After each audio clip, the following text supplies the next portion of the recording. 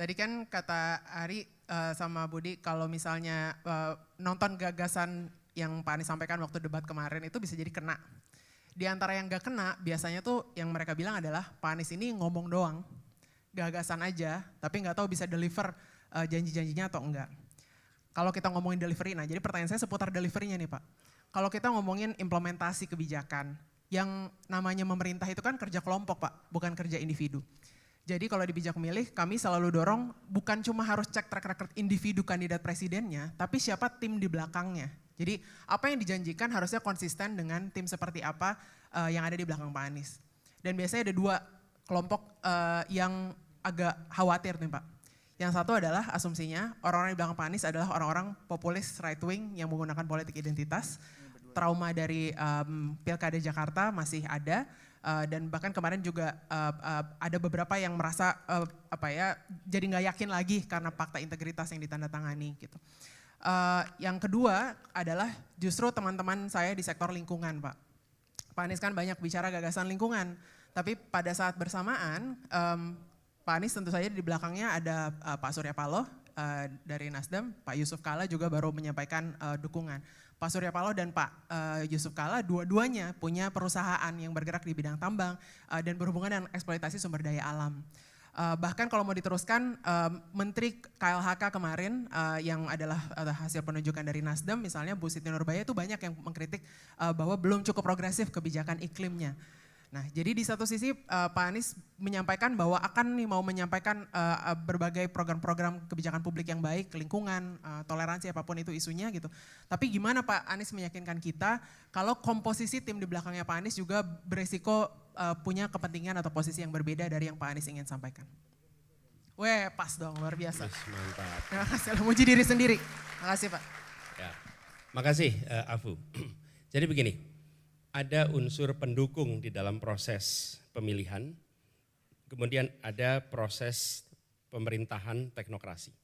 Dan ketika proses pemerintahan teknokrasi maka ada dua unsur di situ. Satu adalah karir birokrat, dua adalah political appointee, orang-orang yang ditunjuk. Nah, delivery itu di sini.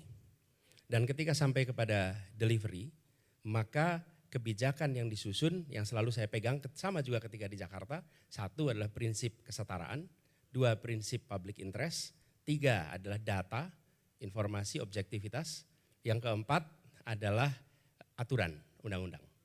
Itulah urutan pengambilan keputusannya. Lalu apa delivery-nya? Delivery-nya memastikan bahwa keputusan yang kita buat itu keputusan yang memang executed sampai ke bawah. Jadi bukan hanya gagasan. Jadi kalau bisa dilihat di Jakarta misalnya, kita bicara tentang transportasi, maka saya bukan hanya bicara gagasan transportasi umum terintegrasi, jadi itu terintegrasi di Jakarta, it's actually executed. Kedua lingkungan hidup, misalnya ketika ada pelanggaran, maka kita lakukan tindakan, seperti kasusnya di kawasan Berikat misalnya, kita lakukan tindakan di situ. Jadi antara gagasan, kemudian proses teknokrasi, kita itu susun tim yang benar sehingga itu bisa berjalan.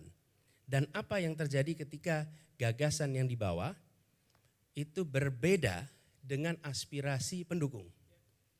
Ya komunikasi, sampaikan argumennya, tidak harus di publik, tapi disampaikan. Nah sekarang kita memasuki era baru di mana soal lingkungan hidup misalnya, itu sudah tidak bisa lagi kita business as usual.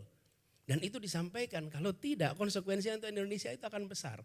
Dan itu yang dikerjakan. Dan itu kalau dikerjakan dengan serius akan bisa terlaksana. Ini boleh. Ya gimana panitia masih ada waktu gak? Ya, bagus nih tanggung nih. Tanggung, ayo satu lagi sikat. Satu lagi. Sikat Fu.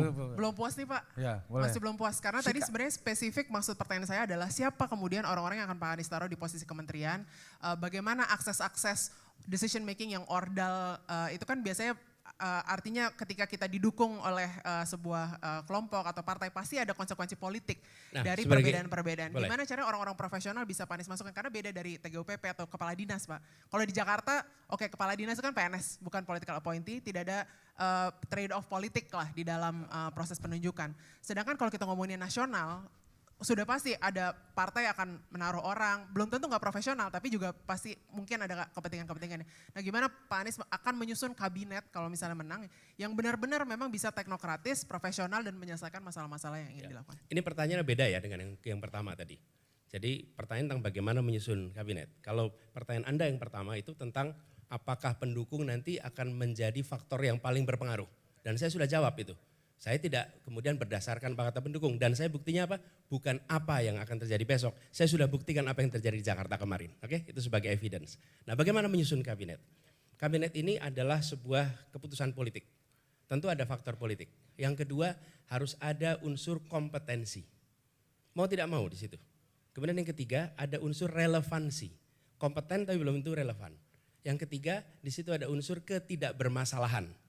Oke, kalau mau menyebut integrity belum tentu orang sempurna, oke? Tapi tidak bermasalah. Dan itu yang menjadi kriteria. Silahkan diusulkan. Lalu bagaimana dengan kebijakan? Pakai value. Kita apa? Ideologi yang dipegang. Pemimpin itu harus memiliki ideologi yang diikuti oleh semua. Dan itu yang kemudian diluruskan. Apa ideologi yang kami bawa? Ideologi tadi, kesetaraan, keadilan. Sehingga ketika mengambil keputusan harus jelas siapa dapat apa, bagaimana, berapa, di mana. Oke? Dan itu kemudian dijaga keputusan itu. Dan bagaimana kita menjaga kepentingan publik tetap menjadi nomor satu, didisiplinkan bila ada pelanggaran. Gitu jawabnya. Oke, terima kasih. Terima kasih, Afu. Tepuk tangan untuk Afu Tami. Iya. Udah.